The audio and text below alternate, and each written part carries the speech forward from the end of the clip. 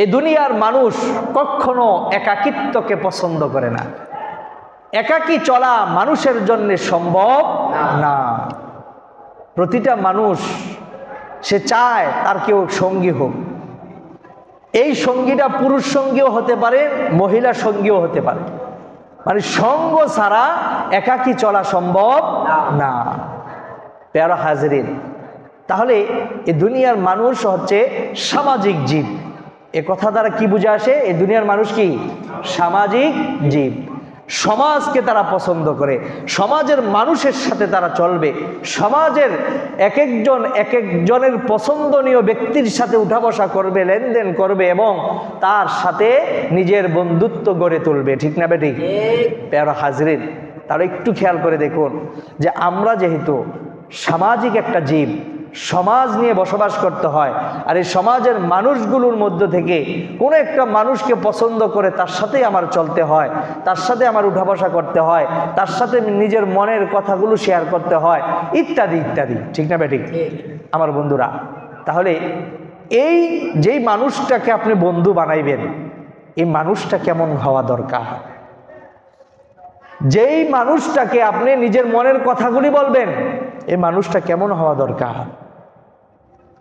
এই কথাটা বলার আগে রসুলের আরেকটা হাদিস আপনাদেরকে শোনায় দেই। আল্লাহ রসুল সাল্লাল্লাহু আলাইহি ওয়াসাল্লাম বলেছেন যে, হে আমার উম্মতেরা, তোমরা তোমার বন্ধুর সাথে এমন আচরণ করো, এমন সিক্রেট কিছু তুমি তার কাছে বাতলে দিও না, বলে দিও না, যদি কোনো এক সময় তোমার এই বন্ধু তোমার শত্রু হয়ে যায়, তখন যেন তোমার আফসোস করতে না হয়, তোমার পস্তাইতে না হয়, তোমাকে ক্ষতি করার সুযোগ যেন সে না পায়। আর তোমার শত্রু যারা আছে তাদের সাথেও তুমি এমন আচার ব্যবহার করবে, এমন সিক্রেট কিছু বলবে না, বা এমন কোনো খারাপ আচার ব্যবহার করবে না, যাতে করে তোমার ওই শত্রু যদি কোনো একদিন তোমার বন্ধু হয়ে যায়, তখন যেন তুমি তার সামনে লজ্জিত না হও। ঠিক না বেটি? কি সুন্দর হাদিস না? বন্ধুর সাথে এমন মনের কথাও বলা যাবে না যাতে করে সে শত্রু হয়ে গেলে আমার গোড়া কেটে দেয়, এই সুযোগ দেওয়া যাবে না। আর শত্রু দেখা তাকে গালাগালি, তাকে বিভিন্নভাবে আপনি অপমান অপদস্থ করবেন, সেটাও করা যাবে না। কারণ হতে পারে কোনো এক সময় সে তোমার বন্ধু হয়ে যেতে পারে। তখন তুমি আফসোস করবা, তুমি লজ্জা পাইবা যে হায়, তার সাথে আমি এই খারাপ ব্যাপারটা কেন করলাম। তখন আপনার উল্টা মাপ চাইতে হবে। এই মাপ চাওয়াটা এটাও একটা লজ্জা। ঠিক না বেঠিক? তা আমার বন্ধুগণ, তাহলে আমাদের অবশ্যই আমরা বুঝতে পারতেছি যে আমার চলার একটা সঙ্গী দরকার। আর এই চলার সঙ্গীটা কে হতে পারে? তার সাথে চললে আমার কি পরিণতি হবে, আমার দুনিয়া কেমন হবে, আখেরাত কিরকম হবে। আমরা কিন্তু সবাই দুনিয়ায় বিশ্বাসী, আখেরাতকে মনে হয় যেন আমরা দেখি না, এজন্য আখেরাতকে বিশ্বাস করি না। এটা একজন ইমানদারের চরিত্র হতে পারে না। একজন ইমানদারের চরিত্র হবে যারে আখেরাতের আমাদের প্রথম ঘাঁটিই তো হচ্ছে দুনিয়া। ঠিক না বেঠিক? আখেরাত সাজাইতে গেলে আমাদের কাজ করতে হবে কোথায়? এই দুনিয়ায়। এটা সহজে বুঝবেন কিভাবে? আমরা গ্রামগঞ্জে যারা গোলা পাথি, গোলা চিনেন? গোলা চিনেন না কেউই? গোলা মানে কি?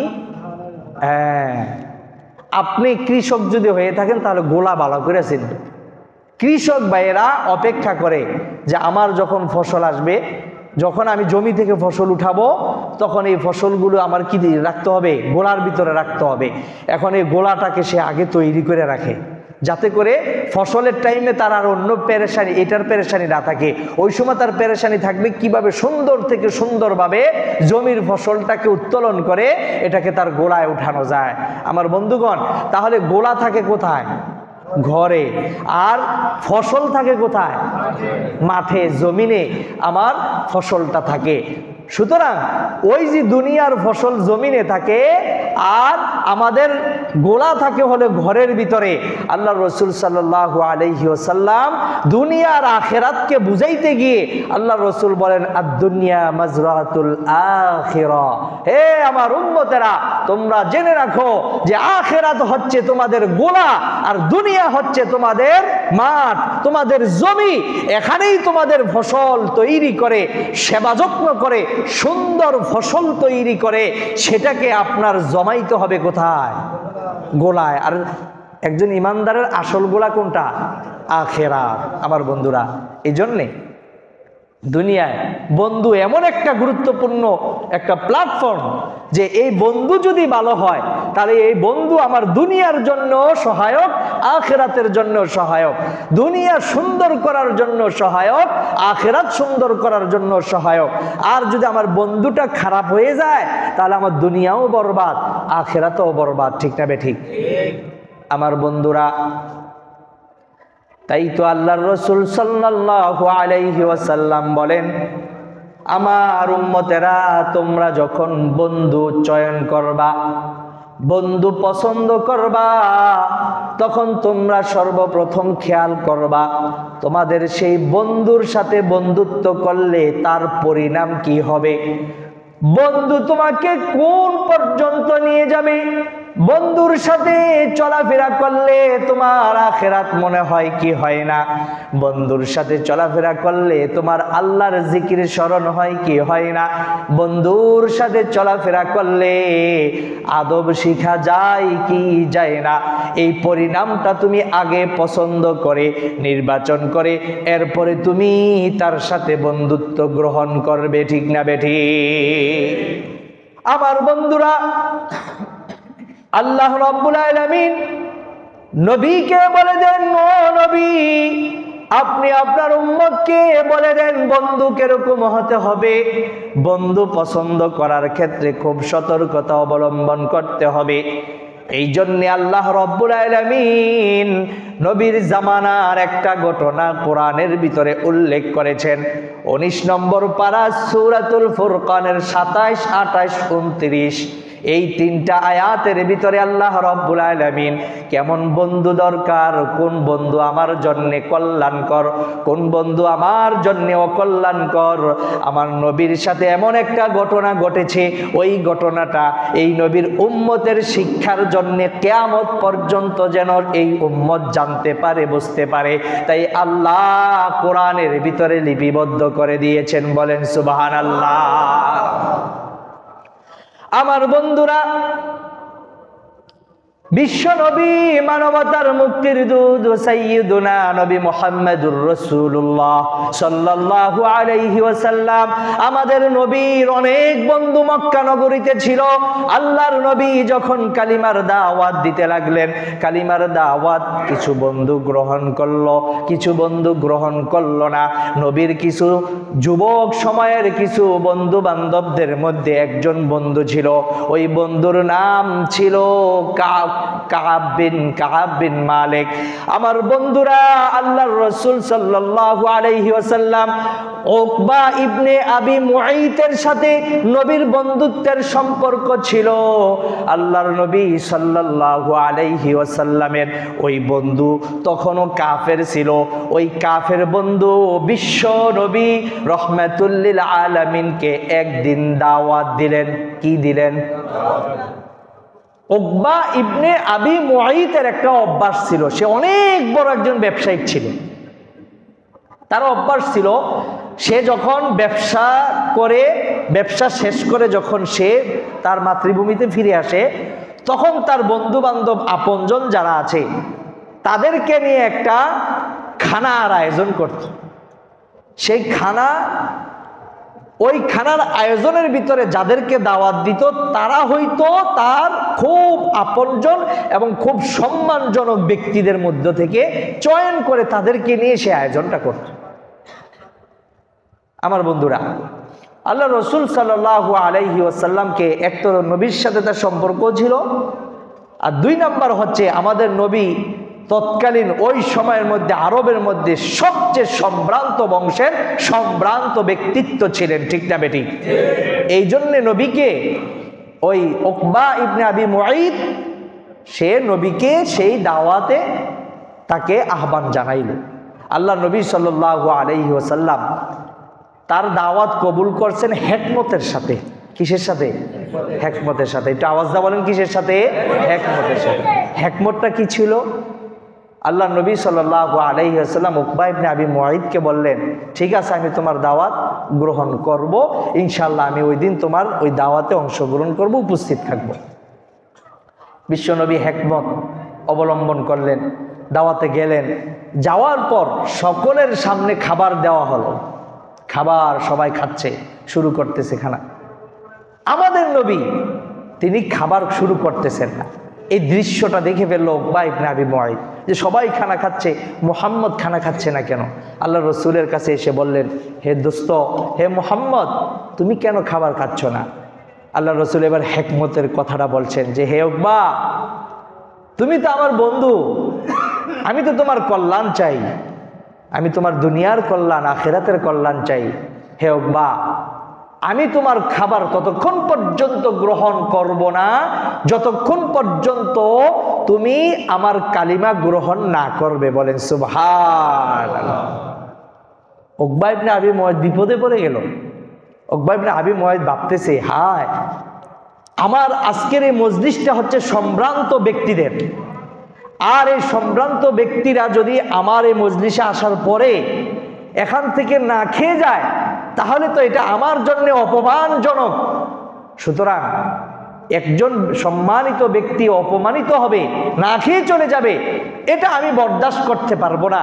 সুতরাং সে নবীর সামনে তখন বলল, হে মুহাম্মদ, ঠিক আছে আমি তোমার কালিমা গ্রহণ করে নিলাম, আশহাদু আল্লা ইলাহা ইল্লাল্লাহু ওয়া আশহাদু আন্না মুহাম্মাদান আবদুহু ওয়া রাসূলুহু। আমার বন্ধুরা, আল্লাহর নবী তখন খাবার গ্রহণ করলেন। খাবার খেয়ে আল্লাহ রসুল চলে গেলেন। এখানে একটা বিষয় খেয়াল করুন, আমরা এই দুনিয়ার ভিতরে অনেক বিধর্মীদের সাথে বন্ধুত্ব করি, করি কি করি না? করি। ওই বন্ধুত্বের সাথে, ওই বন্ধুর সাথে আমাদের যে বন্ধুত্বটা, এই বন্ধুত্বের লক্ষ্যটা কি, উদ্দেশ্যটা কি? যদি আমার উদ্দেশ্য থাকে যে দুনিয়া হাসিল করা, যে তার সাথে সম্পর্ক করলে আমি দুনিয়া অনেক লাভবান হব, এই উদ্দেশ্যেই যদি শুধু আমি তার সাথে বন্ধুত্ব রাখি, ইসলাম বলে তাহলে তুমি তার সাথে বন্ধুত্ব তৈরি কইরো না। আরে দুনিয়ার এ নবীর উম্মতের তো মূল মাকসাদ হবে দুইটা। মূল মাকসাদ কয়টা? দুইটা। যেটা আল্লাহ কোরআনে বলেছেন, কুনতুম খায়রা উম্মাতিন উখরিজাত লিন-নাস তা'মুরুনা বিল মা'রুফ ওয়া তানহাউনা আনিল মুনকার। এ শেষ নবীর উম্মতেরা, তোমরা তো আল্লাহর কাছে সকল নবীদের উম্মতের মধ্য থেকে শ্রেষ্ঠ উম্মত, আর তোমাদের এই শ্রেষ্ঠত্বের দুইটা কারণ, এর মধ্যে একটা হচ্ছে তা'মুরুনা বিল মা'রুফ, সৎ কাজের আদেশ করা, ওয়া তানহাউনা আনিল মুনকার, এবং অসৎ কাজ থেকে মানুষকে নিষেধ করা। এই দুইটা কাজ এ নবীর উম্মতের ভিতরে যতদিন থাকবে ততদিন পর্যন্ত এই উম্মত হবে সেরা, এই উম্মত হবে শ্রেষ্ঠ।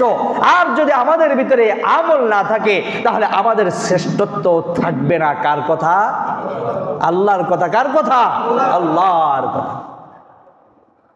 তা আমাদের মাকসাদ তো থাকবে এটা, যে একটা বিধর্মীকে জাহান্নাম থেকে বাঁচিয়ে তাকে জান্নাতের দ্বার প্রান্তে পৌঁছে দেওয়া, জান্নাতি পথ তাকে দেখিয়ে দেওয়া।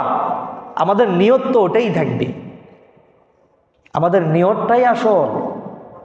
নিয়ত যার যত পিওর হবে, সুন্দর হবে, স্পষ্ট হবে, ইখলাসের সাথে হবে, তার কাজের ভিতরে তত বরকত হবে, ওই কাজটা সহজেই সে শেষ করতে পারবে। মুহাদ্দিসিনে কেরামগণ বলেন, কোনো ব্যক্তি যদি কোনো ভালো কাজের নিয়ত করে আর নিয়তটা যদি বিশুদ্ধভাবে করে, আল্লাহকে রাজি খুশি করে, এই নিয়তটা সে করে, এটাই হচ্ছে সুন্দর নিয়ত, এটাই হচ্ছে বিশুদ্ধ নিয়ত। এভাবে যখন কোনো ব্যক্তি ভালো কাজের নিয়ত করে, তখন ওই নিয়ত ওই ব্যক্তিকে তার ভালো কাজ সম্পন্ন করার জন্যে ওই পর্যন্ত পৌঁছায় দেয়। বলেন সুবহানাল্লাহ। আপনারা দেখবেন অনেক ভাই, এই যেমন আজকের এই জুমার বয়ান চলতেছে, এই জুমার বয়ানের ভিতরে অনেকেই আসে বিশুদ্ধ নিয়ত করে, শুরু থেকেই আসে যে আজকে হুজুর যে আলোচনা করবে ইনশাল্লাহ এটার উপর আমল করব। এমন নিয়ত করে আসেন না আপনারা? এভাবেই আসেন। তো এইভাবে যারা নিয়ত করে আসতেছেন, আলহামদুলিল্লাহ আপনারা যখন এখান থেকে বের হয়ে যান তখন দেখবেন আপনি ওই কাজগুলো আপনার স্মরণে আসতেছে, ওই কথাগুলি আপনার জেহেনে আল্লাহ স্মরণ করাইয়া দিতেছে এবং আপনি ওই কাজগুলো সহজেই করতে পারতেছেন। আপনাকে শয়তানে সহজে ধোঁকা দিতে পারে না, ঠিক না বেঠিক? এই জন্য আমার ভাইয়েরা, একটা মানুষের সাথে আমাদের সম্পর্ক তৈরি হইতে গেলে আমার মাকসাদ থাকবে যে এই মানুষটার আমি দুনিয়া ও আখিরাতের কল্যাণ চাই, ঠিক না বেঠিক? আপনারা এই সমাজ, এই এলাকায় বসবাস করতেছেন, দেখতেছেন এখানে এক ব্যবসায়িক ভাই আরেক ব্যবসায়িক ভাইয়ের সাথে সম্পর্ক রাখে কেন? বড় ব্যবসায়ী হওয়ার জন্য, ঠিক না বেঠিক? ইল্লা মাশাআল্লাহ কেউ থাকতে পারেন ব্যতিক্রম, যে তার সাথে ব্যবসাও করব, এই ভাইটাকে আমি দিনের লাইনেও আনবো, এরকম নিয়ত কিছু মানুষের থাকতে পারে। আর যদি এটা নাই থাকে তাহলে এখানে যে ওলামাই কেরামগণ কিছু ব্যবসায়িক তৈরি হইতেছেন, এই ওলামাই কেরাম যদি তারাও দুনিয়ার অন্যান্য সাধারণ মানুষের মতো নিয়ত করে, তারাও যদি গা বাসিয়ে এভাবে ব্যবসায়িক শুধু হওয়া উদ্দেশ্য হয়, তাহলে তো এমন ব্যবসায়িক আলেমদের হওয়ার দরকার নাই, ঠিক না বেঠিক? আমার বন্ধুরা, হ্যাঁ, কিছু মানুষ তৈরি হয়ে গেছে অলরেডি, তারা অপরেরও কল্যাণ চায়, অপর ভাই দুনিয়ায় ব্যবসায়িক দিক দিয়ে লাভবান হোক এবং এই মানুষটা যেন আখিরাতের দিক দিয়ে জাহান্নাম থেকে বেঁচে যাক, এই চিন্তায় অনেক ওলামায়ে কেরাম এবং অনেক দিন প্রিয় ইসলাম প্রিয় কিছু মুসলমান ভাইয়েরা এ ধরনের কাজ এখানেও এই সমাজের ভিতরে করতেছে, ঠিক না বেঠিক? আল্লাহ তাদেরকে আরো ভরপুর কামিয়াবি দান করুন, বলেন আমিন। প্যারা হাজরিন, তাহলে বলতেছিলাম কি, আপনি আমি বন্ধু পছন্দ করব কিরকম? আমাদের নবী বন্ধুর কথা রাখলেন, কিন্তু সেই কথা রাখার ক্ষেত্রেও তিনি হিকমত অবলম্বন করলেন। হিকমত অবলম্বন করে একজন বেঈমানকে তিনি কি বানাইলেন? মুসলমান বানায় ফেললেন। উকবা ইবনে আবি মুআইত মক্কা নগরীর অনেক প্রভাবশালী এবং অনেক বড় ধনাঢ্য ব্যক্তি ছিল, কিন্তু দুঃখজনক হলেও সত্য, নবীর সামনে তো কালিমা পাঠ করলই উকবা ইবনে আবি মুআইত। এই উকবা ইবনে আবি মুআইতের আরেকজন কাফের অনেক বড় ব্যবসায়িক এবং অনেক বড় লিডার, পাওয়ারফুল আরেকজন ব্যক্তি ওই উকবা ইবনে আবি মুআইতের বন্ধু ছিল, তার নাম ছিল উবাই ইবনে খালফ। নাম কি? উবাই ইবনে খালফ। আপনারা অনেকেই তার নাম শুনেছেন। মক্কার অনেক বড় কাফের এবং অনেক বড় সম্পদশালী ছিল। আমার বন্ধুরা, উকবা ইবনে আবি মুআইতের কালিমা পড়ার কথাটুকু যখন উবাই ইবনে খালফ জানতে পারল, উবাই ইবনে খালফ পেরেশান হয়ে গেল। সে আল্লাহর নবীর সেই বন্ধু উকবা ইবনে আবি মুআইতের কাছে দৌড়াইয়া গেল, গিয়ে বলতে লাগলো, দোস্ত আমি তো খুব পেরেশান হয়ে গেলাম। উকবা ইবনে আবি মুআইত বলে, কেন আপনি পেরেশান হয়ে গেলেন? উকবা ইবনে আবি মুআইতের উত্তরে বলল, ও বন্ধু, শুনতে পারলাম তুমি নাকি মুহাম্মাদের কালিমা গ্রহণ করেছো। মুহাম্মাদের কালিমা গ্রহণ করে তুমি নিজের জীবনটাকে কেন ধ্বংস করে দিচ্ছ? বলেন নাউজুবিল্লাহ। তুমি মুহাম্মাদের কালিমা গ্রহণ করার দ্বারা তোমার বাপ দাদার যে উত্তরসূরির যেই ঈমান, যেই ধর্ম ছিল, সেই ধর্মকে তুমি পরিত্যাগ করলা। ওই ধর্ম তুমি পরিত্যাগ করার কারণে তুমি তো বেঈমান হয়ে গেলা। বলেন নাউজুবিল্লাহ। আমার বন্ধুরা এভাবে যখন উবাই ইবনে খালফ উকবা ইবনে আবি মুআইতকে বিভিন্ন ভাবে পরামর্শ দিতে লাগলো, তখন উকবা ইবনে আবি মুআইত একটু তার প্রতি মাইল হয়ে গেল, তার প্রতি একটু দাবিত হয়ে গেল। এবার উকবা ইবনে আবি মুআইত তাকে বলল, দোস্ত তাহলে আমার কি করতে হবে তুমি বলো। এবার উবাই ইবনে খালফ বলে, ও ভাই, তুমি মুহাম্মাদের কাছে গিয়ে বলবা, হে মুহাম্মদ, আমি তোমার কালিমা পড়েছিলাম, এখানে আমার একটা উদ্দেশ্য ছিল। উদ্দেশ্য হচ্ছে যদি কালিমা আমি গ্রহণ না করতাম তাহলে তুমি তো খানা না খেয়ে চলে যাইতা, আর এটা আমার জন্য একটা অপমানজনক অবস্থা তৈরি হইত।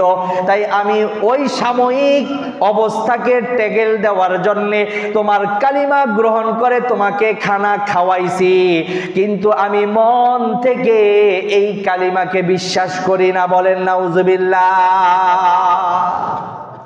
কে কাকে পরামর্শ দিল? বন্ধু বন্ধুকে পরামর্শ দিচ্ছে। ভালো পরামর্শ না খারাপ পরামর্শ? আওয়াজ দা বলেন। খারাপ পরামর্শ দিচ্ছে। উবাই ইবনে খালদ উকবা ইবনে আবি মুঈদকে বেঈমান বানানোর জন্য ষড়যন্ত্র করতে লাগলো এবং সে উকবা ইবনে আবি মুঈদকে বুঝাইতেও সক্ষম হয়ে গেল। উকবা ইবনে আবি মুঈদ সে বলল, ঠিক আছে দোস্ত, তাহলে আমি মুহাম্মদের কাছে গিয়ে আমি এই কথা বলবো। তো উকবা ইবনে আবি মুঈদ এই কথা বলার পরে উবাই ইবনে খালদ বলতেছে, দোস্ত তোমার আরেকটা কাজ করতে হবে। কয় কি কাজ? তুমি মুহাম্মদকে যখন এই কথাটা গিয়ে বলবা যে আমি তো তখন কালিমা পড়ছি, কেন আমার খানা যেন তুমি না খেয়ে যাও, খানা খেয়ে যেন তুমি যাও, এই জন্য আমি কালিমা গ্রহণ করছি, আর কোনো মাকসাদ না। আর আমি মন থেকে কিন্তু এই কালিমা বিশ্বাস করি না। এই কথাটা তুমি বলে সাথে সাথে মুহাম্মদের এই চেহারার ভিতরে তুমি থুতু নিক্ষেপ করে চলে আসবা। বলে নাউজুবিল্লাহ মিন যালিক। উকবা ইবনে আবি মুঈদ থরথর করে কাঁপে আর বলে যে ভাই তুমি কি বলতেছো? এটা মুহাম্মদের মুখে থুতু কেন মারবো? এই কাজ আমি করতে পারবো না।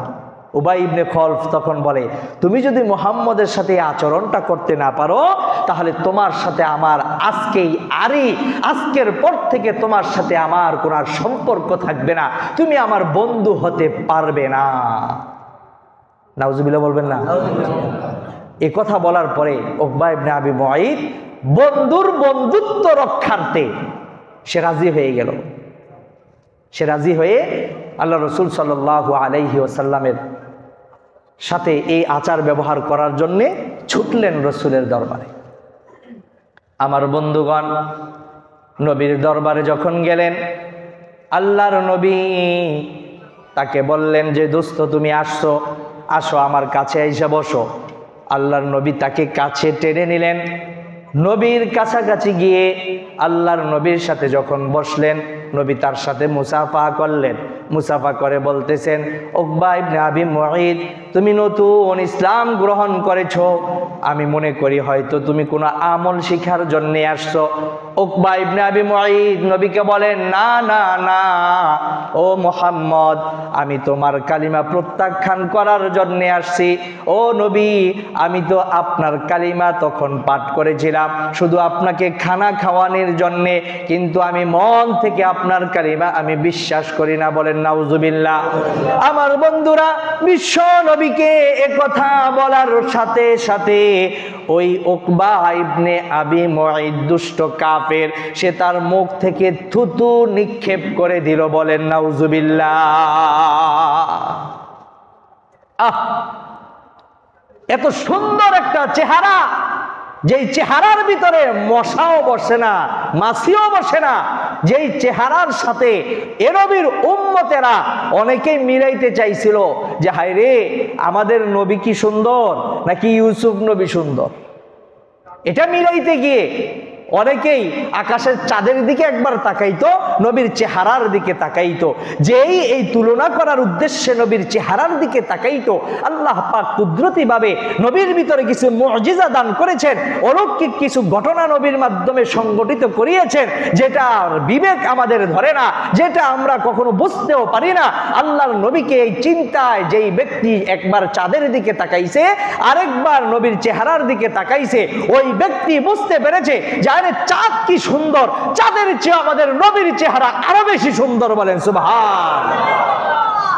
এত সুন্দর চেহারার ভিতরে দুষ্ট কাফের হায়নার দল উকবা ইবনে আবি মুঈদ থুতু নিক্ষেপ করলো, কিন্তু এই থুতু আল্লাহ রাব্বুল আলামিন নবীর চেহারায় লাগতে দেন নাই। বলেন সুবহান। এই দুষ্ট কাফের থুতু নিক্ষেপ করার সাথে সাথে নবীর চেহারার কাছাকাছি গিয়ে উল্টো আবার এই থুতু তার চেহারায়, নিজের চেহারায় এসে লেগে গেল। বলেন আল্লাহু আকবার। আমার বন্ধুগণ, নবীকে সে থুতু নিক্ষেপ করেছিল। থুতু তো সাধারণ একটু লালা মুখের পানি, নবীর দিকে যখন যায় তখন সাধারণ একটু পানি গিয়েছিল, আর এই থুতু যখন আল্লাহ পাক কুদরতি ভাবে ফেরেশতাদের মাধ্যমে এটা উল্টো ফিরিয়ে তার চেহারার দিকে দিয়ে দিল, তার চেহারায় যখন লেগে গেল, আল্লাহ রাব্বুল আলামিন তখন এটা সাধারণ কোনো থুতু দিয়ে নিক্ষেপ করেন নাই, আল্লাহ পাক এটা আগুনের একটা গোলার মতো নিক্ষেপ করেছেন। তার চেহারার মধ্যে লাগার সাথে সাথে ওই চেহারাটা জ্বলসে গেছে, পুড়ে গেছে। আল্লাহ পাক কুদরতি ভাবে তাকে শাস্তি দিয়ে দিয়েছেন। বলেন সুবহানাল্লাহ। ইতিহাস সিরাতের কিতাবের ভিতরে দেখা যায় যে উকবা ইবনে আবি মুঈত যতদিন দুনিয়াতে বেঁচে ছিল ততদিন পর্যন্ত ওই থুতুর পোড়া দাগ তার চেহারার ভিতরে লেগেই ছিল। বলেন আল্লাহু আকবার। নবীকে অপমান করার জন্য যে চেষ্টা সে করেছিল, অপমান করতে পারছে?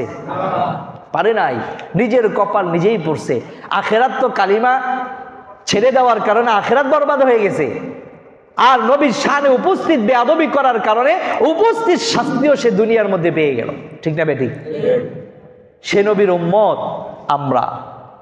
ওই নবী কেমন বন্ধু গ্রহণ করলেন, নবীর সাথে বন্ধুত্ব করে সে বন্ধুত্ব সে ছেদন করলো, বন্ধুত্বের সম্পর্ক সে নষ্ট করে ফেললো, সে কেমন বন্ধু হারাইলো এটা সে জীবনে কল্পনাও করতে পারে নাই। ঠিক না বেটি? নবীর মতো বন্ধু যাদের হয়ে যায় তাদের হালত কি হয়? আরে আবু বকর সিদ্দিক রাদিয়াল্লাহু তাআলা আনহু, হযরত আবু বকর সিদ্দিক রাদিয়াল্লাহু তাআলা আনহু ঈমান ইসলাম আনার পরে নবীর সাথে এমন ভাবে মিশেছিলেন।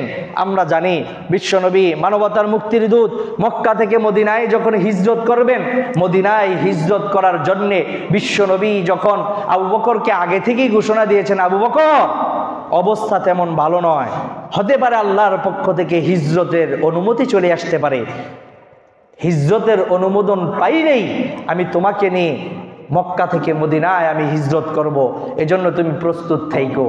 নবীর বন্ধু ছিলেন আবু বকর। আবু বকর সিদ্দিক রাদিয়াল্লাহু তাআলা আনহু তিনি এমন ভাবে এই ঘোষণার পর থেকে রাত্রি যাপন করতেন যে কোনোদিন তিনি বিছানার ভিতরে নিজের পিঠকে রেখে তিনি ঘুমান নাই। তিনি তার দরজার ভিতরে হেলান দিয়ে দাঁড়িয়ে দাঁড়িয়ে তিনি ঘোড়ার মতো ঘুমাইতেন আর অপেক্ষা করতেন, না জানি আমার নবী, না জানি আমার বন্ধু এসে আমার দরজার ভিতরে নক করবে আর আমি গভীর ঘুমের কারণে একটু বিলম্ব করে ফেলবো আর আমার বন্ধু কষ্ট পাইবে, এটা কোশ্চিনকালে হতে পারে না। এই জন্য আবু বকর দরজার ভিতরে হেলান দিয়ে দাঁড়িয়ে দাঁড়িয়ে ঘুমাইতেন, যাতে করে নবী আসলে দরজা নক করলেই দরজা খুলে দিতে পারেন। ও দুনিয়ার মানুষেরা, এটা ছিল বন্ধুত্বের একটা সম্পর্ক, এটা ছিল ঈমানি একটা সম্পর্ক। এমন সম্পর্কই আমাদের মুসলমান একজন আরেকজনের সাথে হতে হবে। ঠিক না বেটি? আমার বন্ধুরা, উকবা ইবনে আবি মুঈত যেই কাজটুকু, যেই ব্যবহারটুকু নবীর সাথে করলেন, এই ব্যবহারটুকু আল্লাহর কাছে পছন্দ হয় নাই।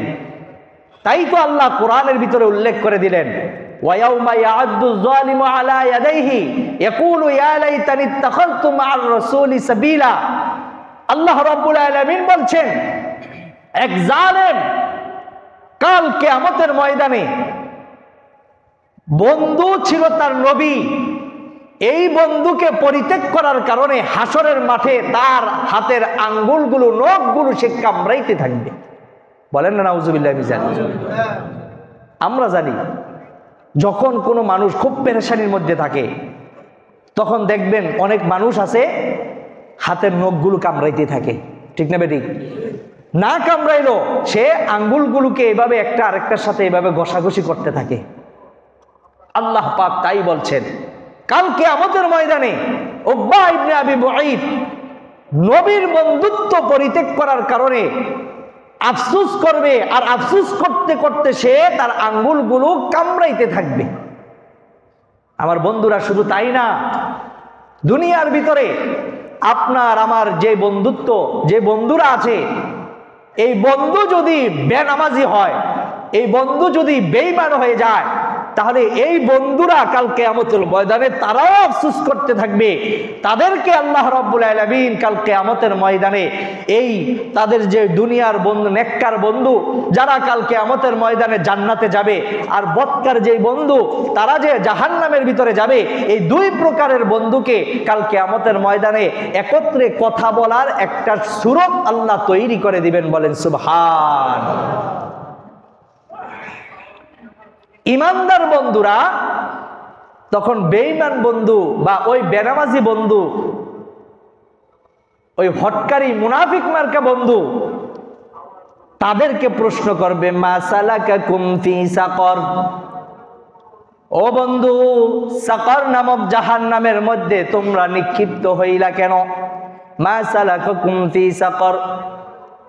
তখন সেই বেনামাজি মুনাফিক কাফের বন্ধুরা জান্নাতি বন্ধুদেরকে বলবে, ক্বালু লাম নাকু মিনাল মুসাল্লিন, আমরা তো দুনিয়ার ভিতরে নামাজ পড়তাম না।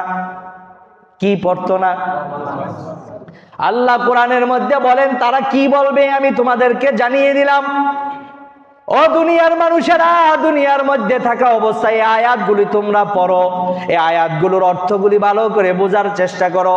আল্লাহ পাক তাই তো আমাদেরকে 1450 বছর পূর্বে কোরআনের ভিতরে উল্লেখ করে জান্নাত জাহান্নামী কাফের বন্ধু, বেনামাজি বন্ধু, বেঈমান বন্ধু, মুনাফিক বন্ধু, তাদের সাথে জান্নাতি বন্ধুদের কথোপকথনটাকে উল্লেখ করে দিয়েছেন। ওখানে সর্বপ্রথম জাহান্নামী বন্ধুরা যেই কারণটাকে উল্লেখ করবে, সেই কারণে এক নাম্বার হচ্ছে ক্বালু লাম নাকু মিনাল মুসাল্লিন, দোস্ত আমি তো নামাজ পড়তাম না। ও দুনিয়ার ভাইয়েরা, একটু চিন্তা করে দেখেন, আপনিও তো অনেক ভাইদের সাথে চলাফেরা করেন, উঠা বসা করেন, দেখা যায় আপনাদের মধ্যে অনেকে 5 ওয়াক্ত নামাজ জামাতের সাথে গিয়ে পড়তেছে, আবার অনেকে নামাজ পড়ে না। ওই বন্ধুকে যদি বলা হয় দোস্ত আহ না নামাজটা পড়ে আসি, সে বলে না দোস্ত আমার প্যান্টটা খারাপ। কি খারাপ? আপনারা বিরক্ত হচ্ছেন? একটু খেয়াল করেন, কি খারাপ কইলো? প্যান্ট খারাপ। তুমি যদি মুসলমান হয়ে থাকো তাহলে তো ইসলাম বলে যে তুমি যে পোশাকটা পরবা সে পোশাকটা তো হতে হবে পবিত্র পোশাক, ঠিক না বেটি? তুমি যদি নাপাক পোশাক পরিধান করে থাকো তাহলে তো তোমার সাথে ভালো কোনো ফেরেশতারা থাকবে না, তোমার সাথে তো বসবাস করবে মিস্টার ইবলিস। তখন তুমি হয়ে যাবে উলাইকা হিজবুশ শাইতান, আলা ইন্না হিজবাশ শাইতানি হুমুল খাসিরুন। শয়তানের দলের যদি তুমি হয়ে যাও তাহলে তোমার পরাজিত হওয়া, তুমি জাহান্নামে যাওয়া এটা অবধারিত হয়ে যায়। এই জন্যে একজন মুসলমানের সব সময় পাক সাফ থাকতে হয়, পবিত্র থাকতে হয়। আমার বন্ধুরা, আমি আপনি যদি নাপাক পোশাক পরিধান করে সব সময় চলি তাহলে তো আমার আপনার ভালো কাজ করার সুযোগই থাকবে না, ঠিক না বেটি? আপনারা দেখবেন এগুলো আমার অভিজ্ঞতা। আপনারা যারা নিয়মিত পাক সাফ থাকেন, ওযুর মধ্যে থাকেন, আপনাদেরও এই অভিজ্ঞতা আছে। অভিজ্ঞতাটা কি? যখন আপনি পাক সাফ থাকেন তখনই আপনার এই শীতকালেও মনে চাইবে যে যাক আজান দিয়া লাইছে নামাজটা যাই পড়ে আস। আর যদি ওযুটা না থাকে তখনই শয়তান আইসা মনের মধ্যে গিট্টু দিতে থাকে। কিসের গিট্টু? আইসা ওয়াসওয়াসা দেয়। কি ওয়াসওয়াসা? দোস্ত নামাজে যাইবা, যে শীত, এই শীতের পানি দিয়ে কেমনে ওযু করবা? থাক ওযু আজকে করানো লাগবো না, আজকে জোহরের নামাজটাই তো এক ওয়াক্ত বাদ গেল, সমস্যা নেই। আসরের সময় ওই সময় যাই ওযু টযু করে নামাজ পড়ো, সমস্যা নেই। ভালো করে বোঝেন, ওয়াসওয়াসা সূরত কিন্তু এইভাবেই দেয় শয়তান। অথবা আপনাকে ওই যে প্রথম সূরতটা কি, সেটা যে ভাই আমার প্যান্টটা খারাপ। এই যে প্যান্টটা খারাপ যে কইলেন, কেন কইলেন? আমি পেশাব করছি কিন্তু ঢিলা কুলুক ব্যবহার করি নাই। হইতে পারে আমার পেশাব প্যান্টে লাগিয়ে গেছে। তো ঢিলা কুলুক ব্যবহার করা এক একটা নেকি। কেমন নেকি? হাদিসের ভিতরে আসছে আমরা যে ঢিলা কুলুক ব্যবহার করি, এই টিস্যু বলেন বা গ্রামগঞ্জে কি ব্যবহার করে? মাটির ঢিলা। তো এগুলোকে কাল কিয়ামতের ময়দানে মিজানের পাল্লায় ওজন করে আমার আমলনামা ভারী করা হবে। সুবহানাল্লাহ, কল্পনা করা যায়? আর আপনি আমি সেই ঢিলাকুলুকের গুরুত্বই বুঝি না, ঢিলাকুলুক ব্যবহারও করি না। আলহামদুলিল্লাহ অনেক জায়গায় আমি দেখছি টিস্যু দিয়া রাখে অনেকে, কারো বলা লাগে না, নিজের টাকা দিয়া টিস্যু ঝুলাই ধরে। কেন? সে নিয়ত করছে যে এই ডিলাকুলুক যারা ব্যবহার করবে তারা যেমন সওয়াব পাবে, আমিও সেই সওয়াবের ভাগিদার হতে চাই। সুবহান। আর একজন ইমানদার তো সব সময় এই চিকুন বুদ্ধি নিয়ে ঘুরবো, কোন কাজটা করলে সওয়াব বেশি পাওয়া যাবে, কোন কাজটা করলে সে কইরা সওয়াব পাইবো, আর আমি একটু শুধু ইশারা ইঙ্গিত দিব, একটু সহযোগিতা করব, আমিও ওই পরিমাণ সওয়াব পাবো। এই চিকুন বুদ্ধি নিয়েই তো ইমানদাররা ঘুরবে, ঠিক না বেঠিক? এই জন্য ইমানদারদেরকে বলছে আল কাইয়িসু মান দানা নাফসাহু ওয়া আমিলা লিমা বাদাল মাউত। আরে চালাক মানুষ তো, জ্ঞানী মানুষ তো তারাই যারা নাকি আখিরাতের ফিকির করে দুনিয়াতে কাজ করে, ঠিক না বেঠিক? তাহলে আমরা চালাক হতে চাই কি চাই না? আমার বন্ধুরা, আলোচনা একটু গুছিয়ে আনার চেষ্টা করতেছি, খেয়াল করেন। তাহলে আমরা যাদের সাথে বন্ধুত্ব তৈরি করতেছি, এই বন্ধুটা ভালো না খারাপ, এই বন্ধুত্ব যার সাথে আমরা করব অবশ্যই আগে এই চিন্তা করে নিতে হবে, এই বন্ধুর সাথে বন্ধুত্ব করলে আমার কতটুক দুনিয়া আখেরাত লাভবান হব, আর কতটুক আমার দুনিয়া আখেরাত আমার ক্ষতিগ্রস্ত হবে, এই চিন্তা করে তারপরে বন্ধুত্ব করতে হবে, ঠিক না বেঠিক? তাহলে কাল কিয়ামতের ময়দানে যে সকল বন্ধুরা বেনামাজি, তারা কি বলবে? নামনাকু মিনাল মুসাল্লিন, আমরা তো নামাজি ছিলাম না, নামাজ পড়তাম না, এজন্য আজকে আল্লাহ আমাদেরকে জাহান্নামে নিক্ষেপ করছেন। আমার বন্ধুরা, আরেকটা কথা না বললে নয় নামাজ সম্পর্কে। আমি আপনাদেরকে বলেছিলাম যে আপনারা 5 ওয়াক্ত নামাজ যথাসময়ে জামাতের সাথে আদায় করবেন। প্রত্যেকটা মসজিদের ভিতরে জামাতের সময় নির্ধারিত, ঠিক না বেঠিক? তাহলে নির্ধারিত যেহেতু জামাতের সময়, তা আপনি যদি এই জামাতটাকে পরিত্যাগ করি তাহলে কি ক্ষতি? আল্লাহ রসুল 1450 বছর পূর্বে বলেছেন যে আমার উম্মতেরা, আমার সাহাবীরা, যাও জামাতের সময় হয়ে গেছে, দেখো ঘরে ঘরে কারা বসে আছে নামাজ জামাতে অংশগ্রহণ করতেছে না। আল্লাহ রসুল এ কথা বলার পরে বলে, থামো, আমার রসুলের মনে চায় যে মসজিদে জামাত চলতেছে, আর আমি একজন পুরুষ সুস্থ সবল মানুষ, আমি জামাতে অংশগ্রহণ করলাম না। আমার রসুলের মনে চায় সে যে ঘরটার মধ্যে বসে আছে, যে কারখানার মধ্যে বসে আছে, যে ব্যবসা প্রতিষ্ঠানের ভিতরে বসে আছে, আমি রসুলের মনে চায় যে আমি তার ওই ঘরটাকে, ওই কারখানাকে, ওই দোকানটাকে আমি আগুন দিয়ে জ্বালাইয়া দেই। বলেন নাউজুবিল্লাহ। যেই নবী কাল কিয়ামতের ময়দানে উম্মতকে জান্নাতে ঢুকাইয়া এরপরে তিনি জান্নাতে ঢুকবেন, ওই নবী এ কথা বলছেন মসজিদে জামাত চলতেছে আর নামাজিরা ঘরে বসে আছে, নামাজ পড়তে যায় না, আমি তাদের সহ ঘরটাকে আগুন দিয়ে জ্বালাই দিতে চাই। কিন্তু আমি নবী সেই ঘরটাকে আগুন দিয়ে জ্বালাইতে পারি না। 2টা কারণ, একটা হচ্ছে ঘরের ভিতরে মহিলা এবং ছোট ছোট বাচ্চারা আছে, 2 নাম্বার কিছু অসুস্থ মানুষ আছে যারা জামাতে অংশগ্রহণ করার তৌফিক নাই। যদি এই 2 শ্রেণীর মানুষ না থাকতো তাহলে আমি রসুল আগুন দিয়ে ওই মানুষ, সুস্থ মানুষগুলোকে আমি আগুন দিয়ে জ্বালাইয়া দিতাম। নাউজুবিল্লাহ। আপনার সিদ্ধান্ত নিতে হবে, আপনি নামাজ পড়বেন কি পড়বেন না। আপনি নামাজ না পড়লে অনেক মালিক খুশি হবে যে যা নামাজ না পড়ে আমার 5টা মাল বেশি বানাইছে, সে খুশি হবে। কিন্তু কাল কিয়ামতের ময়দানে যখন আপনার সাথে দেখা হয়ে যাবে, তখন আপনাকে বলবে মা সালাকাকুম ফি সাকার।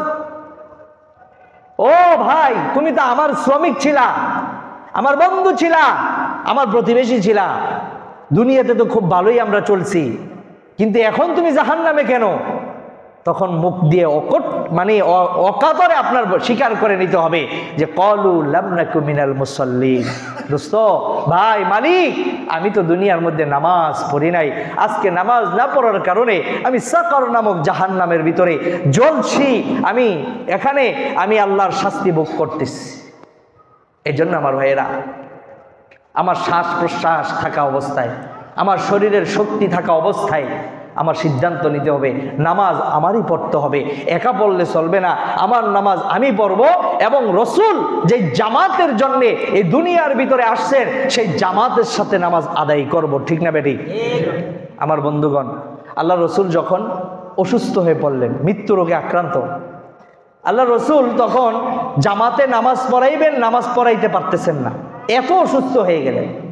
এরপরে আল্লাহ রসুল সাল্লাল্লাহু আলাইহি ওয়াসাল্লাম তিনি আবু বকর সিদ্দিক রাদিয়াল্লাহু তাআলা আনহুর ছেলে আব্দুর রহমানকে ডাকলেন এবং হযরত ওমরের ছেলে আব্দুল্লাহ ইবনে ওমরকে ডাকলেন। তাদের দুজনকে ডেকে আল্লাহ রসুল বললেন যে এদিকে আসো, তোমাদের কাঁধে ভর করে আমি মসজিদে যাব নামাজ পড়তে। আল্লাহ রসুল দুজনের কাঁধের ভিতরে ধরে গেলেন। আল্লাহ রসুল পা দিয়ে দাঁড়াইতে পারছেন না, আল্লাহ রসুলের পা জমিনের ভিতরে হেসড়ে হেসড়ে যাচ্ছে। আল্লাহ রসুল এই অবস্থায় কাঁধে ভর করে তিনি যখন মসজিদে নববীতে ঢুকলেন, দেখলেন সাহাবাই কেরামগণ নবীর ইমামতির অপেক্ষায় আছেন। আল্লাহর নবী তখন আবু বকরকে বলতেছেন, আবু বকর যাও, তুমি গিয়ে নামাজ আদায় করো, আমি তোমার পিছনে নামাজ আদায় করব, যাও। আবু বকর বলেন, ইয়া রাসূলুল্লাহ, আপনার জীবদ্দশায় আমি কখনো ইমামতি আপনার এই মেহরাবে গিয়ে আমি করতে পারবো না। ওগো নবী, আপনারই নামাজ পড়াইতে হবে, আপনার পিছনেই আমি নামাজ পড়ব। আল্লাহর নবী তখন মেহরাবের ভিতরে গিয়ে তিনি বসে বসে জামাতের সাথে নামাজ আদায় করলেন। নবী ওই যে একবার বসে বসে ইমামতি করলেন, ওই মাসআলাই আল্লাহ পাক আমাদেরকে বৈধ করে দিল। যদি কোনো ইমাম সাহেব অসুস্থ থাকে আর তার থেকে বিশুদ্ধ তেলাওয়াত করনেওয়ালা কোনো মুসল্লি না থাকে, তাহলে ওই ইমাম সাহেব যদি বসে বসেও ইমামতি করে, তাহলে সেই ইমামতির পিছনে মুসল্লিদের নামাজ পড়া জায়েজ। বলেন সুবহানাল্লাহ। নবীর প্রতিটা কাজ এই নবীর উম্মতের জন্যে কল্যাণ বয়ে আনে, ঠিক না বেঠিক? বলতেছিলাম, এরপরে আল্লাহর নবী এত অসুস্থ হয়ে গেলেন যার মসজিদে নববীতে যেতেই পারতেছেন না। ওই মুহূর্তে বিশ্ব নবী, মানবতার মুক্তির দূত, তিনি তখন তার স্ত্রী আয়েশাকে বলেন যে আয়েশা, মসজিদে তো যে নামাজ পড়তে পারছি না, তুমি একটু জানালার পর্দাটা সরাইয়া দাও।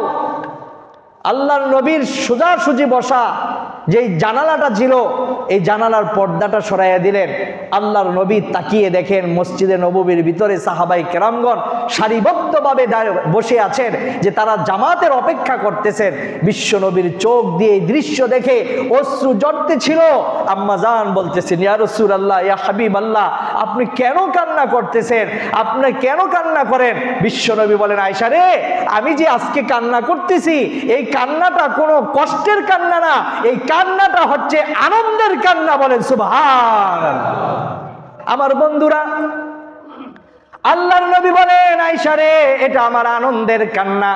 কারণ আল্লাহ পাক আমাকে যখন দুনিয়াতে পাঠাইলেন, এই উম্মতের সারিবদ্ধভাবে একটি কাতারের মধ্যে থাকবে, দুইটি কাতারের মধ্যে থাকবে, সারিবদ্ধভাবে তারা থাকবে, তাদের নেতৃত্ব দিবে একজন ইমাম।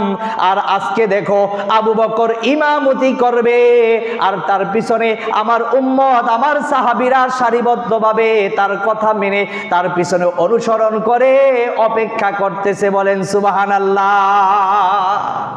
আল্লাহর নবী বলেন, আয়েশা, এই দৃশ্যটা দেখে যাওয়াই আমার মূল মাকসাদ ছিল, যে আমার উম্মতরা একটা প্ল্যাটফর্মে থাকবে। তাই তো আল্লাহ কোরআনে ঘোষণা দিয়েছেন, ওয়াতাসিমু বিহাবলিল্লাহি জামিআন ওয়ালা তাফাররাকু। হে দুনিয়ার মানুষেরা, তোমরা এক রশি ধারণ করে থাকো, একাধিক রশির ভিতরে তোমরা থাইকো না। এক রশি হচ্ছে এক আল্লাহর তাওহীদ। এই তাওহীদের বিশ্বাসী যত দুনিয়ার মানুষ আছি, আমরা সকলে ভাই ভাই, আমরা সকলেই বন্ধু, আমরা সকলে একটি প্ল্যাটফর্মে থাকবো। আল্লাহ পাক বলে, তোমরা যদি বিচ্ছিন্ন হয়ে যাও, তাহলে মুরগির বাচ্চারা মুরগির যে আঁচল থেকে যখন বের হয়ে এদিক সেদিক যায়, তখন দেখা যায় চিল কাক ওই বাচ্চা এক একটাকে ছো মেরে নিয়ে চলে যাচ্ছে। এই যে একটা পরিস্থিতি তৈরি হয়, এ নবীর উম্মত যতদিন পর্যন্ত এক প্ল্যাটফর্মে না থাকবে, ততদিন পর্যন্ত এই উম্মত, এই মুসলমানরা বিজয়ের গ্রাণ পাবে না। ঠিক না বেটি? বাংলাদেশের নির্বাচনের ক্ষেত্রে গণতন্ত্র, এটা আমরা বিশ্বাস করি না, এটা মুসলমানদের আকীদার বাহিরের জিনিস। ঠিক না বেটি? কিন্তু এদেশের বড় বড় ওলামায়ে কেরামগণ গণতন্ত্রের মধ্যে অংশগ্রহণ করছেন, সাময়িক অংশগ্রহণ করছেন। মন থেকে গণতন্ত্রকে তারা কি করেন না? বিশ্বাস করেন না। এটা তাদের মুখের কথা আমরা শুনতেছি। কিন্তু দুঃখজনক হলেও সত্য যে গণতন্ত্র এখন যে পদ্ধতিতে দেশের নির্বাচন চলতেছে, এই নির্বাচনটা ইসলামিক যতগুলি দল আছে তারা বলতেছে আমরা সাময়িক পদ্ধতিকে আমরা মেনে নিচ্ছি, কিন্তু মন থেকে গণতন্ত্রকে আমরা বিশ্বাস করি না। আপনারা যদি এই নিয়তে এক হইয়া থাকেন, ইসলামিক দলগুলো যদি এক হইয়া থাকেন, তাহলে আপনাদের ভিতরে এখন কেন ফাটল তৈরি হচ্ছে? ঠিক না বেটি?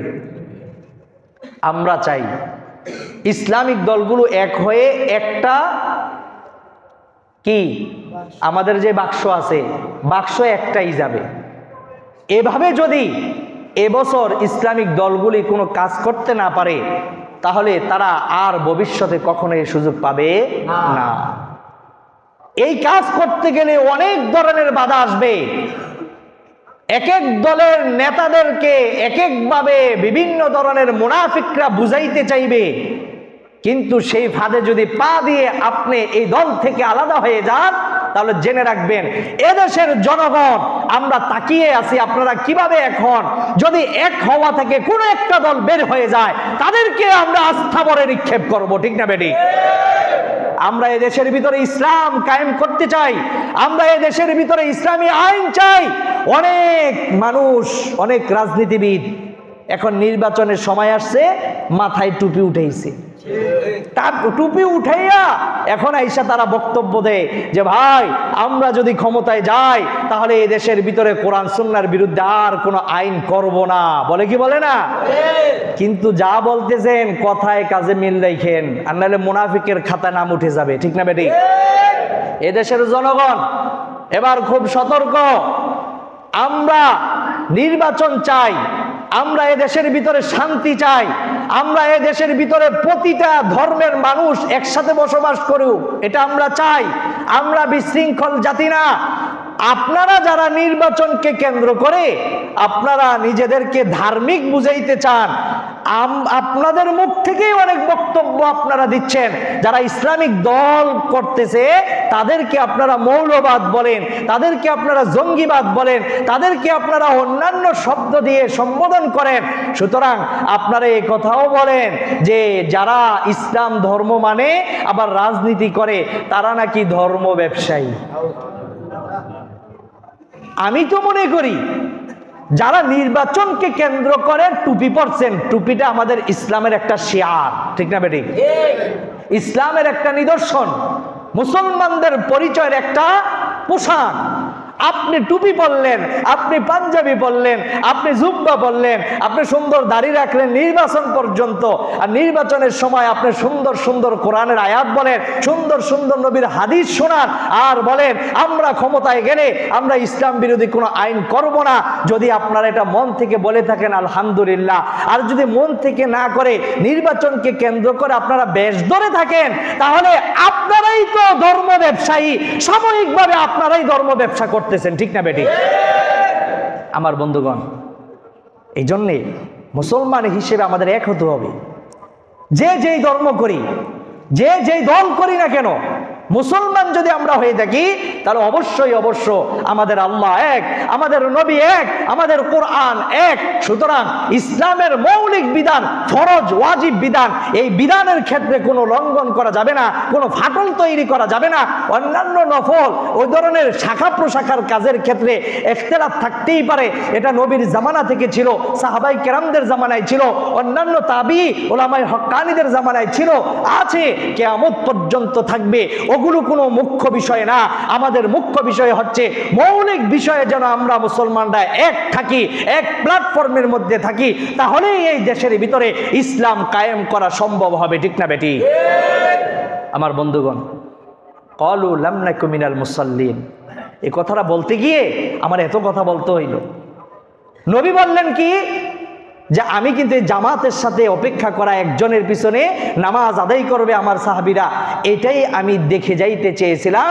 আজকে আমি আনন্দের কান্না কানছি রে আয়েশা, তুই সাক্ষী থাক যে এইটাই আল্লাহ পাক, এই জামাতকে আল্লাহ কবুল করবেন, বলেন আমিন। আমার বন্ধুগণ, বিশ্ব নবী জামাতের সাথে নামাজকে কত গুরুত্ব দিয়েছেন। বিশ্ব নবী জামাতে যারা নামাজ না পড়ে তাদের ব্যাপারে কি ঘোষণা দিলেন?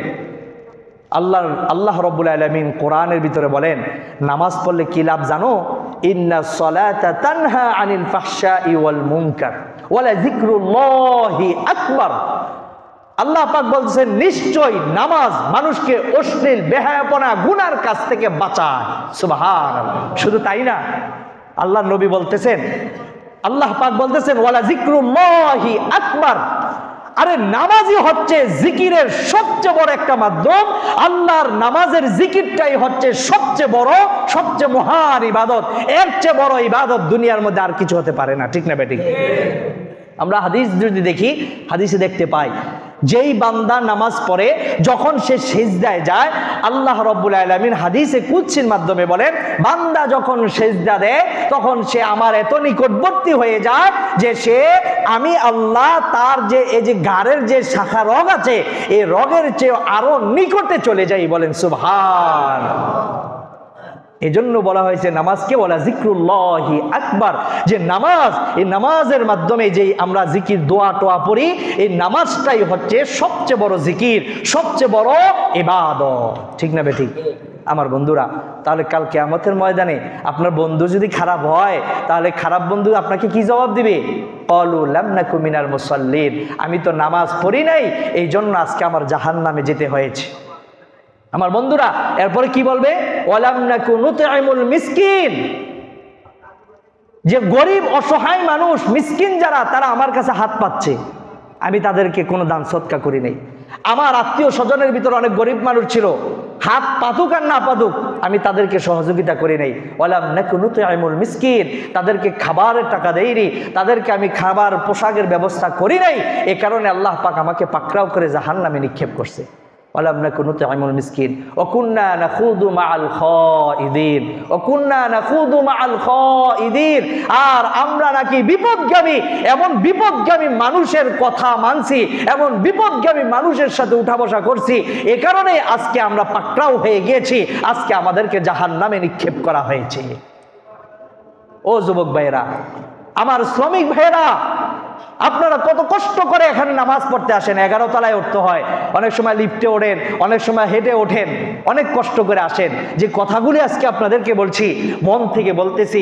আপনার আমার অনেক বন্ধু আছে, অনেক বন্ধুত্ব অনেকের সাথে গড়ে তুলেছি। এই বন্ধুত্ব যতটুকুই আমরা করি না কেন, আপনার আমার এই বন্ধু তখনই কাজে লাগবে যদি তার মাধ্যমে আমি দুনিয়ার ভিতরে ভালো কাজ করি, যদি তার আচার ব্যবহারে যদি আমি আখিরাতের ভালো কাজ করে থাকি, তাহলে অবশ্যই অবশ্যই এই বন্ধুত্ব আমাদের কাজে লাগবে, ঠিক না বেঠিক? ওয়ালাম নাকু নুতঈমুল মিসকিন ওয়া কুন্না নাখুদু মাআল খাইদিন ওয়া কুন্না নুকাযযিবু বিয়াউমিদ্দিন। আরে আমরা তো দুনিয়ায় থাকা অবস্থায় তুমি আমাদেরকে বন্ধু হিসেবে বলছিলা যে ভাই দিন মানেন, ইসলাম মানেন, আখেরাত আছে, কবর, আলমে বরজখ কবর আছে, জান্নাত আছে, জাহান্নাম আছে, ফুলসিরাত আছে, মিজান আছে, এই যে বিষয়গুলো দিনের অংশ, এগুলো যখন বন্ধু তোমরা বলতা, তখন তো আমি এগুলোকে মিথ্যা প্রতিপন্ন করতাম, মুখে মুখে তোমার সামনে বলতাম যে হ্যাঁ দোস্ত ঠিক আছে ঠিক আছে। যখন তুমি চলে যাইতা তখন বলতাম হ্যাঁ এসে আমগো ওয়াজ করতে, আমরা বুঝি না এই দিন মানে কি কয়, হ্যাঁ দিনের কথা, যেগুলো দুই চোখে দেখি না এগুলি আমরা বিশ্বাস করি না। বলেন নাউজুবিল্লাহ। যারা এই কথা বলে যে দুই চোখে আমি দেখি না, এটা বিশ্বাস করি না, তাহলে তাকে ধরবেন, ধরে বলবেন দোস্ত একটা প্রশ্ন করুন, তুমি যেইগুলি দুই চোখে দেখো না এটি বিশ্বাস করো না, যদি এই কথার উপরে তুমি অটল থাকো, এই বিশ্বাসে বিশ্বাসী হও, তাহলে আমার একটা প্রশ্নের উত্তর দিবা। যদি এটার উত্তর তুমি দিতে পারো তাহলে আমি তোমার মতো বিশ্বাসী হয়ে যাব। চ্যালেঞ্জ করতে পারবেন? চ্যালেঞ্জটা করবেন। চ্যালেঞ্জটা কি? বলবেন দোস্ত তোমার যে দৃষ্টিশক্তি, তুমি যে এত তাকাইলে দূরের সব দেখে ফেলতে পারো, এই দৃষ্টিশক্তি কি তুমি ধরতে পারো? তুমি ছুঁইতে পারো? এই দৃষ্টিশক্তি কি তুমি এটার কোনো দুচোখে তুমি যতই যায় বলতেছো, দৃষ্টিশক্তিটাকে কিন্তু কোনো ব্যক্তি পরিমাপ করতে পারে না। দৃষ্টিশক্তিটাকে কিন্তু কোনো ব্যক্তি এটাকে আলাদাভাবে পৃথক করে সে দেখতে পারে না, এমন কোনো যন্ত্র তৈরি হয় নাই। আমার বন্ধুরা, যদি তুমি তোমার দৃষ্টিশক্তিকে তুমি বিশ্বাস করো যে এই দৃষ্টিশক্তি আছে, এই দৃষ্টিশক্তি যদি আছে এটা তুমি বিশ্বাস করো, তাহলে দৃষ্টিশক্তিকে তো তুমি দেখতে পাও না। শ্রুতি শক্তি, কান দিয়ে তুমি শুনতেছো, এই শোনার শক্তিকেও তো তুমি চোখে দেখতে পাও না। তাহলে তুমি যদি এটাকে বিশ্বাস করো, তাহলে তো তুমি এগুলোকে না দেখে বিশ্বাস করলা। এখন তুমি বলো তো স্মৃতিশক্তি আছে না নাই, এবং দৃষ্টিশক্তি আছে না নাই? যদি বলো নাই, তাহলে তুমি বেঈমান, ঠিক না ঠিক? আর যদি তুমি বিশ্বাস করো যে হ্যাঁ আছে, তাহলে অবশ্যই তোমার এই কথার উপরে চলে আসতে হবে যে আমরা দু চোখে কোনো কিছু দেখি আর না দেখি, আর মাওলা পাককে তো দুই চোখে দেখা যায় না, এরপরে আমরা আল্লাহকে আল্লাহ বলে বিশ্বাস করি, কারণ আল্লাহ হয় আমি বেঈমান হয়ে যাব। দুনিয়ায় এমন অনেক উদাহরণ আছে যা আমরা দু চোখে দেখতে পাই না, এরপরে আমাদের বিশ্বাস করতে হয়, কারণ এগুলো সৃষ্টি করছেন কে? আল্লাহ।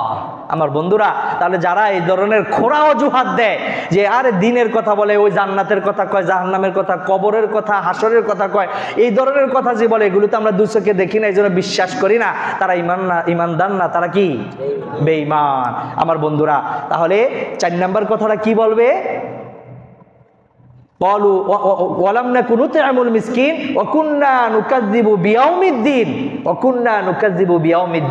তারা দিনকে অস্বীকার করে, আখিরাতকে অস্বীকার করে, তারা আখিরাতকে বিশ্বাস করতে চায় না। এই যে 4টা কথা কাল কিয়ামতের ময়দানে বন্ধু বন্ধুকেই বলবে, আর বন্ধু বন্ধুকে প্রশ্ন করবে, এর উত্তরেই তারা বলবে। আর কারা বলবে এই কথাগুলি? যারা জাহান্নামে যাবে। কোথায় যাবে? জাহান্নামে যাবে। আমার বন্ধুগণ, আরো কিছু এ সম্পর্কে আলোচনা আছে, ধারাবাহিক আলোচনা ইনশাআল্লাহ আগামী সপ্তাহে হবে।